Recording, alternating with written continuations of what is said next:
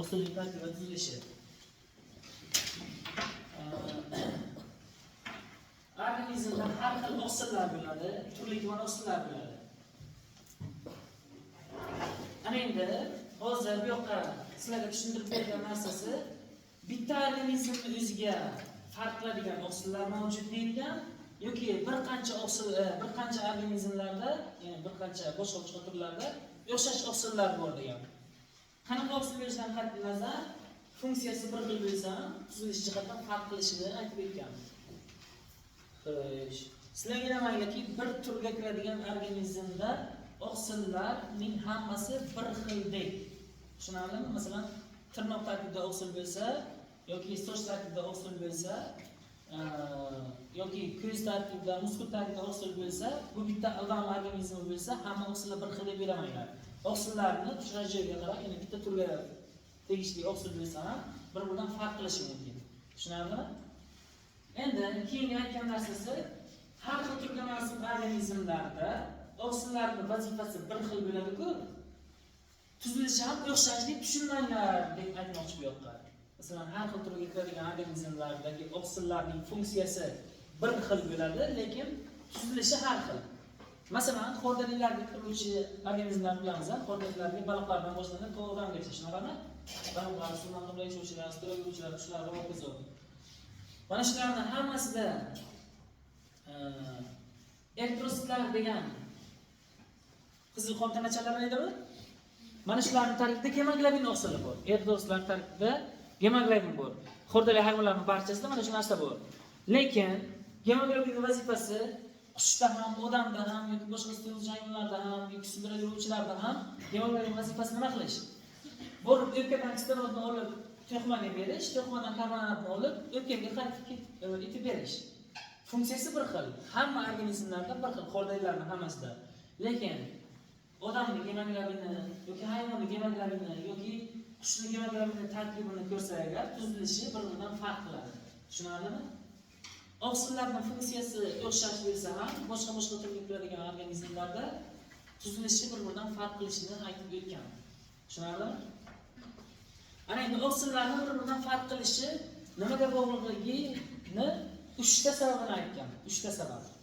Birinchi sababi, sizlar bir deb qo'ysangiz ham mayli, aminokislotlarning tarkibi degan. Aminokislotlarning tarkibi. Tushunaymi? Mana e'tibor qilinglar. Qayerdan boshlab bir qo'yasizlar, nihoyatda xilma-xil izohlar berish uchun degan. 3dan keyin bir qo'yinglar. Topdingizlarmi shu joyda? Hamma topdan. Oqsillardagi aminokislotlarning tarkibi bu 1. Tushunarlimi? 2 deb qo'yinglar. Keyin verguldan keyin 2 deb qo'yinglar. Hozir men uni tushuntiraman har birini. Ikkinchisi, aminokislot halqalarining soni 2 deb, aminokislot halqalarining soni deb qo'yinglar. Sonidan keyin 3 qo'yinglar. Uchinchisi, polipeptid zanjirida aminokislotlarni navbatlashib, ya'ni joylashish tartibi.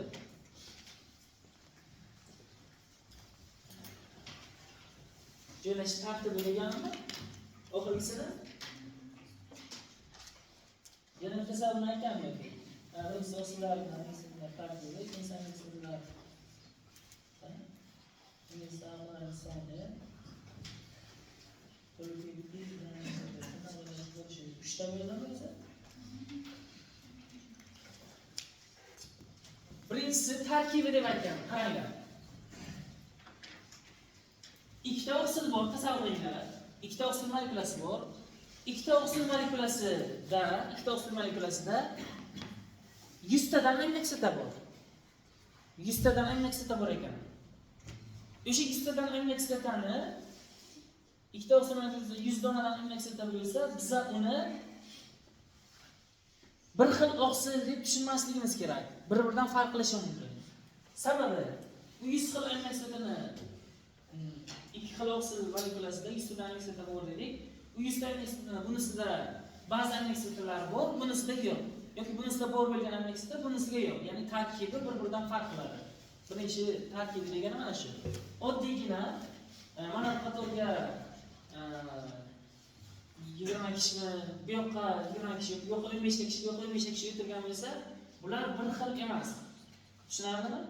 Bir xil emas. Ya'ni ya'ni sonni bir xil bo'lsa, sizlar oqsilni bir xil deb o'ylamanglar. Tarkibi boshqacha bo'ladi. Birinchi tarkib mana shu. Ikkinchisi MX'da halqalarning soni degan. Halqalarning soni. Endi sizlar halqalarning soni demasdan MX'larning soni desangizlar bo'ladi. Chunki ayrim oqsillarda 150 ta, boshqa oqsilda 100 ta MX'da bo'lsa, ayrimda 100 ta, ayrimda 150 ta bo'lsa, bu oqsil bir-biriga o'xshash emas, farq qiladi. Tushunarlimi? MX'lar 100 ta, 150 ta soni bilan farq qiladi. Halqalarning soni degan paytda sizlar halqalar MX'lar bunda mana buncha, bunisida undan kam, bunisida undan ko'p. Tushunarlimi? Halqalarning soni degan payt yoki MX'larning soni deb tushunsangiz ham farqi yo'q buni. Tushunarlimi? MX'lar soni bir-biridan farq qiladi oqsillarni. Barcha oqsillarda 300 ta, barcha oqsillarda 200 ta MX'da yo'q. Ayrimda 70 ta, ayrimda 100 ta, 200 ta, 300 tagacha bo'lishi mumkin, farq qiladi shunga qarab, soniga qarab. Keyingisi nima degan uchinchisini? Ketma-ketligimi, joylash tartibimi?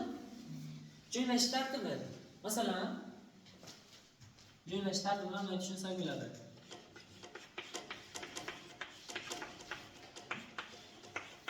Nechta MX'ni yozdik? Endi ikki xil MX'larni biz bitta bir xilni A deb, ikkinchi xilni B deb belgilab oldik. Tushunarlimi? Mana bunaqa ketma-ketlik joylashgan, 3 ta A va 3 ta B ketma-ketlik MX'lar joylashgan bo'lsa, ayrim MX'larda boshqa xiliga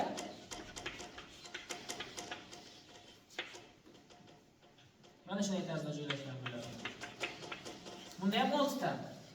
3 ta A va 3 ta B bor, lekin joylash ketma-ketlik farq qiladi. Bunga 2 xil amino kislota va bunda ham 2 xil amino kislota. Soni ham bir xil. Mana bunga 2 xil, bunga 2 xil. Amino kislotalar 6 ta, amino kislotalar 6 ta. Bu ikkalasi bir xil oqsil deb tushunmanglar. Ketma-ketlik sal o'zgardimi, bu boshqa oqsilga aylanadi. Tushunarlimi? Kerak bo'lsa bir donasi, ana shu A bilan B ni o'rni shunday almashib qoldimi? Endi bu boshqa oqsilga aylanadi. Tushunarlimi? Eslardan chiqmasin. Aminokislotlarni oqsil tarkibiga joylashish tartibi tufayli oqsillar ham bir-biridan farq qiladi. Bir qancha aminokislotlar bo'lsa, oxirgi bittasini, oxirgi bitta aminokislotni o'rnini shunday almashtirib qo'ysak, farqi yo'q deyishlaringiz mumkin, lekin farqi bor. Hozir masalan sizlar ikkovlaringiz o'tiribsizlar, farqi oddiygina o'rindiqlarni shunday almashtirsangizlar, ham farqi yo'q-ku o'zi yerda. Farqi yo'q-ku. Lekin aminokislotda farqi bor. Oqsil boshqa oqsilga aylanib qoladi. Tushunarlimi? Endi sizlar uchun nima deyishim mumkin? Hozir sizlar bilim qabul qilishlaringiz bir xil bo'lsa, ikkovlaringiz shu o'rinlarni almashtirsam, ikkovlaringiz ham a'lochi bo'lib ketasizlar, ikkovlaringiz ham balochi bo'lib ketsangizlar, keyin farqi bor bo'ladi. Lekin farq qilmaydi, hozir almashtirsam, bittalaringiz a'lochi, balochi bo'lib qolmaysizlarmi? Mana shunday tarzda tushuninglar.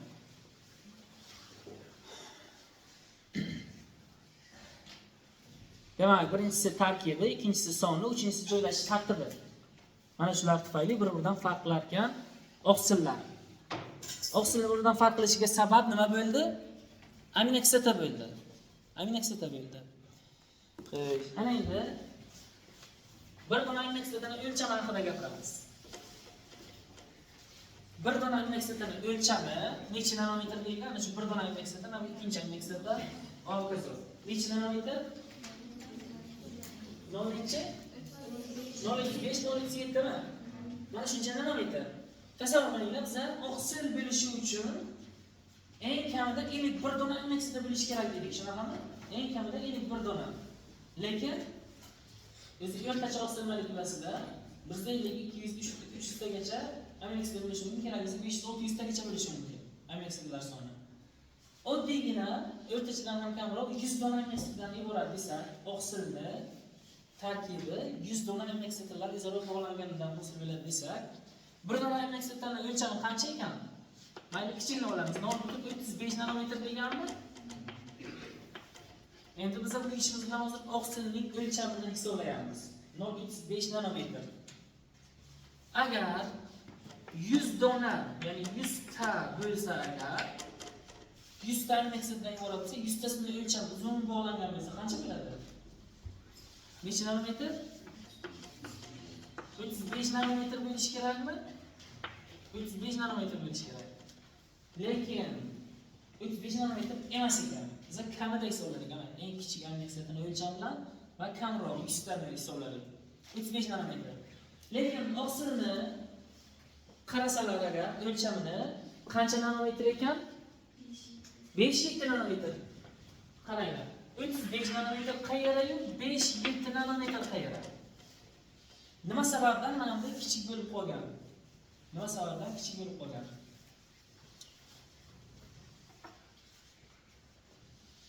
Amniksiyatlar 0.5 nanometrdan bo'lsa, bo'g'lanib uzun bo'lsa agar oqsilni o'lchami 35 nanometr bo'lishi kerak. Lekin 5-7 nanometr ekan oqsilni o'lchami. 5-7 nanometr atrofida. Bunday kichik bo'lib qolishining sababi uzun zanjir shaklida amniksiyatlar bog'langan bo'lsa, ularning tuzilishi o'zgarib, ixchamroq shaklga kelib qolgan. Endi qanday ixcham holatga kelib qolgan shularni ko'ramiz.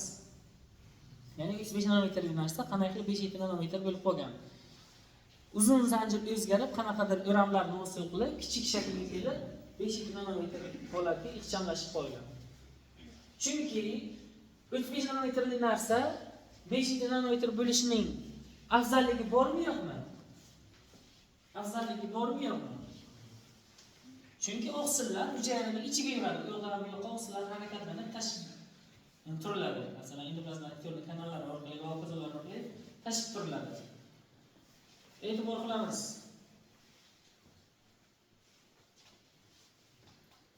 Oddiygina mana shu yer orqali, mana shu yo'lakchalar orqali 3 kishi qo'ymay qo'yib, 4 kishi qo'ymay qo'yib bo'ladi. Masofatga qarab o'tiraman. Bir marta aylanib chiqinglar desam, shunday soatga qarab o'tirsam, sizlar qancha vaqt aylanib chiqasizlar? Bir marta aylanib chiqish uchun 2 minut vaqt ketsa, 2 minut vaqt ketsa, 4 kishi, 5 kishi qo'ymay qo'yib bo'ladi. Ana shular erkin holatda bir-birini qo'lini qo'yib yuborgan holda aylansa agar 2 minut vaqt ketadimi yoki qisqaroq vaqt ketadimi? Qisqaroq vaqt ketadi. Ya'ni sizlar erkin bo'lishlaringiz, ixchamroq holatga kelishlaringiz bo'ladi. Ya'ni hujayraning ichiga 35 nanometrli narsa harakatlanib yurishi osonmi? Masalan, qayerdir oqsil kerak bo'lsa tashib beriladi-ku. Ixchamroq bo'lsa hujayraning uchidan uchiga harakatlanishi osonmi? Ixchamroq bo'lsa, chunki katta bo'lsa harakatlanaman deb u yoqqa o'riladi, bu yoqqa o'riladi, sizlar ham masalan kelishga partaga urilib kelasizlar-ku. Shunaqami? Masalan, o'tirishga partaga bir necha marta urilib o'tirasizlar. Kimlar ishlar? Yirikroqlar. Kichikroq bo'lsangiz, kim kichik bo'lsa, uni urilmasdan shundaygina o'tiradi. Shunaqami? Oqsil mana shu uchun ixchamroq holatga kelish kerak. Va ixchamroq holatga kelishini 3 xil strukturadan hosil qiladi deb aytgan. Bu 3 xil strukturadan ichiga lekin birinchi xil struktura, ya'ni uzun zanjirni ham hosil bo'lishi qo'shib qo'yilgan. O'shalarni ko'rib chiqamiz. Nima uchun 35 nanometr narsa 5-7 bo'lib qolgan? Buni tushundingizlar? Ahamiyatini tushundinglar? Katta narsa kichik bo'lishining ahamiyatini tushundingizlar. Endi sababi qanday qilib bo'lganini tushunamiz. Ana buni amniksiyatlarni yumaloqchalar tarzida belgilab olamiz. Chunki har birini bunaqa formasini yozamiz desak joyi yo'q bizga. Mana uzun zanjir. Bu va hokazo ketgan bo'ladi. 100 ta, 200 talar ketgan bo'ladi. Biz uncha chizib o'tirmaymiz. Mana shu 100 ta, 200 ta uzun zanjirni amniksiyatini biz mana bular, mana bu bog'chalar bor-ku, mana shu bog'chalar. Bog'langan joylarni ko'ramiz. Amniksiyatlar o'zaro qanday bog'lanar edi? Peptid bog' orqali. Bir amniksiyatning karboksili ikkinchi amniksiyatning amino guruhi hisobiga bog'lanar edi. Va ana shu paytda uzun ipsimon oqsil hosil bo'ladi. Buni ipsimon oqsil deymiz, uzun. Tushunarlimi? Uzun ipsimon oqsilni hosil bo'lishi mana shuni birlamchi struktura deymiz. Tushunarlimi? Birlamchi strukturasi. Demak, oqsilning birlamchi strukturasi hosil bo'lishida amniksiyatlar faqatgina qanaqa bog' orqali bog'lanadi? Peptid bog' orqali bog'lanib, uzun ipsimon ko'rinishga ega bo'ladi. Tushunarlimi?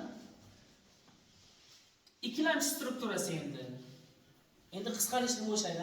Ana shunday tarzda bo'lsa, haqiqatan biz hozir 35 nanometr hisobladik, o'shancha bilish kerak.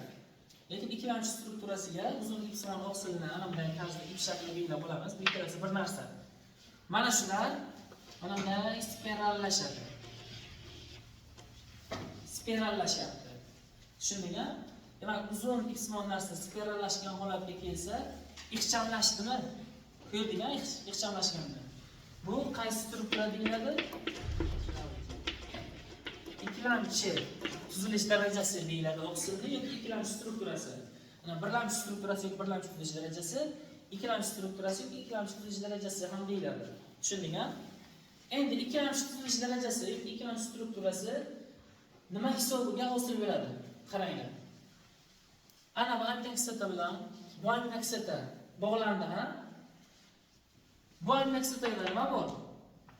NH guruh bor, endi uzun zanjirda NH guruh bor, ko'rdingizlarmi? NH guruh bor. Bunisidachi CO guruh bor. CO guruh bor, NH guruh. Qisqasi har bir aminokislotadagi NH va CO guruhlar bor. Shunaqami? Ana shu NH bilan CO guruhlar vodorod bog' orqali bog'lanadi deb aytgan. NH va CO guruhlarni sizlar vodorod bog'ni hozircha mana shunday uchta nuqtacha tarzda ifodalab qo'ysak, mana shu narsani vodorod bog' deydi. Tushunarlimi? Vodorod bog' hisobiga mana shunday tortiladi. Tortilgandan keyin bir-biriga yopishganday bo'lib ko'rinadi. Tushunarlimi? Va tasavvur qiling, ana shu joyiga NH bo'lsa, ana bu joyiga CO bor. Shunday bog'lanadi. Tushundingmi? Spiralni ixcham shakli yuzaga keldi. Endi mana bu yerdagi CO bilan mana bu yerdagi NH shunday bog'lanadi. Yo'q, mana bu yerdagi bilan mana bu yerdagi shunday bog'lanadi. Yo'q, mana bu yerdagi bilan mana bu yerdagi shunday bog'lanadi. Mana bu yer bilan mana bu yer shunday bog'lanadi. Qisqasi ana shu bog'lanishchalar bir dona emas, ko'plab bo'ladi. Ko'plab bo'ladi.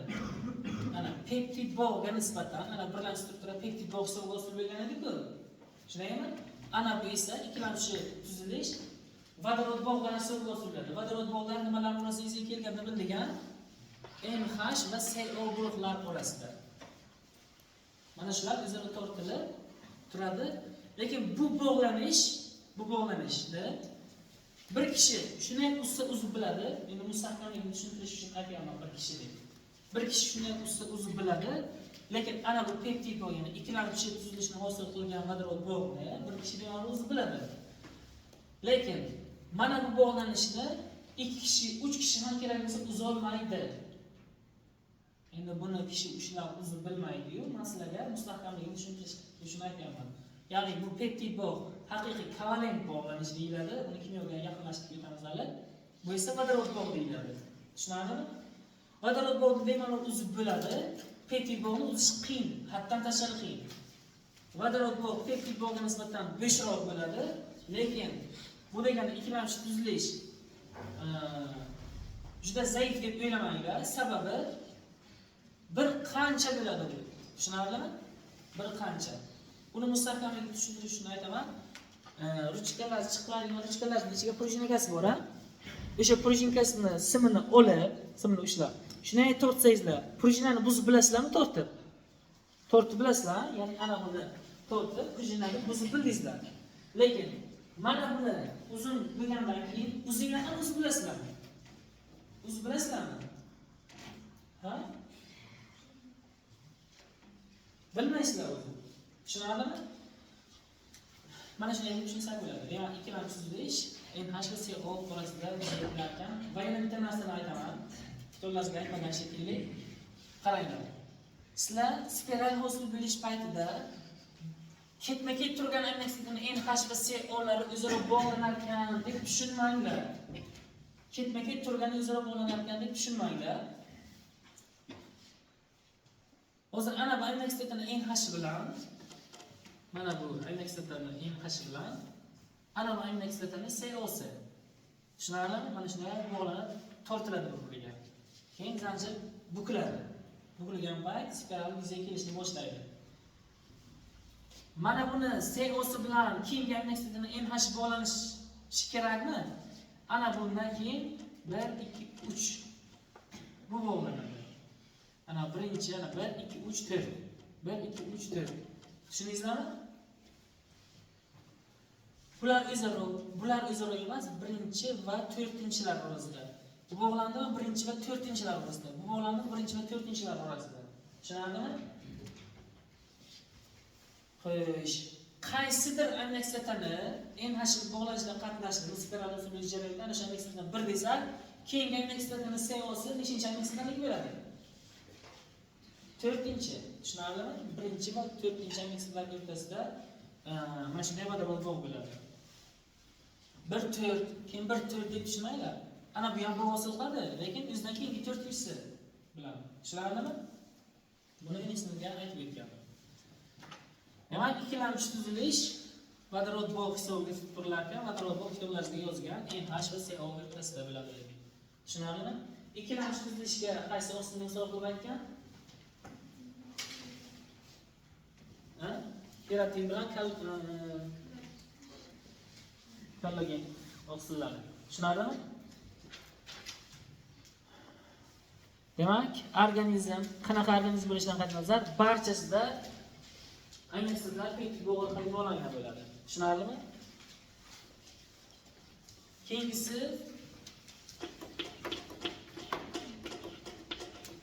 uchlamchi.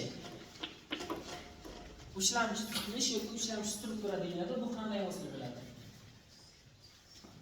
Spiralni yanada chigallashishdan hosil bo'ladi. Mana spiral bo'lsa, mana shuni bog'lanib qoladi. Tushunarlimi? Mana yana bitta ishlamiz. Mana spiral bo'lsa, mana uchlamchi tuzilish. Ya'ni spiralni chigallashishidan hosil bo'ladi. Buni qisqacha qilib yumaloq shaklda chizib qo'ysak bo'ladi, ana. Bu yoqlargacha. Globula shaklida kelib qoladi degani yumaloqlanib qoladi, globula shaklida. Ya'ni ikkilamchi spiralsimon tuzilishni yana buralib bir-biri bilan bog'lanish hisobiga yumaloq oqsil hosil bo'ladi, globula shaklida bo'lib qoladi. Tushunarlimi? Endi bu qaysi bog'lanish hisobiga sodir bo'ladi? Gidrofob bog'lar deb aytgan. Gidrofob bog'lar qanday bo'lishi mumkin? Hozir aminokislotlarning radikali bor-a? Mana bu radikali. Mana shu radikallar o'zaro bog'lanishi mumkin. Faqat bu radikal bilan bu radikal emas. Mana bu radikal bo'lsa 1, 2, 3, 4-chi aminokislotning radikali shunday bog'lanadi. Tushunarlimi? Har doim ham ketma-ket turgani emas. Qisqasi, ikkilamchi tuzilishini yanada chigallashib ketishidan, ya'ni prujinканы chigallashib ketishini bilasizlar-ku. Shunaqami? Xudoni shunday globula, ya'ni yumaloq shaklga kelib qolishi hisoblanadi. Bu qanaqa bog'lanish hisobiga turilar ekan, hosillar ekan? Boshdan boshlaymiz. Birinchi kovalent bog' hisobiga, ya'ni peptid bog'ni kovalent bog' deymiz, haqiqiy kovalent bog'lanish. Ikkilamchi esa vodorod bog' hisobiga, uchlamchi gidrofob, ya'ni disulfid bog', ya'ni ionli, ya'ni fosfor, vodorod. Lekin qaranglar, ikkilamchi tuzilishni vodorod bog' hisobiga deb aytilgan, kitobga yozilgan joyiga. Lekin uchlamchiga e'tibor qilsangizlar, ikkilamchi va uchlamchilar mana shular hisobiga tutiladi degan. Bu degani disulfid bog', gidrofob bog', ionli bog', vodorod bog'lar ikkilamchiga ham taalluqli. Shunday deb aytganmi? Ikkilamchi faqat CO va NH hisobiga emas, CO va NH hisobiga asosan. Lekin ana yerdagi gidrofob, disulfid, ion bog'lanish hisobiga ham tutib turilar ekan. Ya'ni ana radikallar hisobiga. Tushunarlimi? Radikallar nimaligiga qarab bog'lar nomlanadi gidrofob. Gidrofob degan nima ma'nosini bilamizmi? Gidro suv, fobos qo'rquv, ya'ni suvdan qo'rquvchi radikallar shunday birlashib qoladi. Tushunarlimi? Endi to'rtinchi tuzilish darajasi ana shu uchlamchi tuzilishda yumaloq shaklda shartli ravishda belgilab oldik, ya'ni ana bu narsani yumaloq deb, yoki ana bu narsani ham yumaloq deb shartli ravishda oldik. Ana shu bir qancha yumaloq uchlamchi tuzilish darajali oqsillar o'zaro birikib bir qancha oqsil molekulalar. Ana bu bir dona oqsil, bu ham bir dona oqsil, bu ham bir dona oqsil. Va to'rtinchi tuzilishda oqsil molekulasi bir qancha oqsil molekulasi shunday birikib bo'ladi. Tushunarlimi? Bir qancha oqsil molekulasi shunday birikib bo'ladi va buni nima hisobiga tutiladi degan uchlamchidagi bog'larni aytgan, faqat disulfidni aytmaganmi nima, ha? Ko'rdingizmi? Mana shu bog'lar hisobiga tutiladi deb mana to'rtinchi struktura. to'rtlamchi struktura yoki to'rtlamchi tuzilish darajasi deyiladi. Mana katta narsa, 35 nanometrli narsa kichkina bo'lib qoldi, 5-7 nanometr yoki ana bunday bo'lsa juda ham kichik bo'ladi. Tushunarlimi? Oqsilni demak, amnikslarning uzun zanjirli oqsillarda buni ixchamlashidan maqsadini bildingizlar, jigarning yo'ldan yo'qqa bemalol harakatlanishi uchun sababi esa mana shunday bog'lar hisobiga, birlamchi, ikkilamchi, uchlamchi, ikkinchi darajalar hisobiga mana shunday holatga kelib qolar ekan. Tushundik-a? Xo'sh. Tugadi. Savollar bo'lsa berasizlar.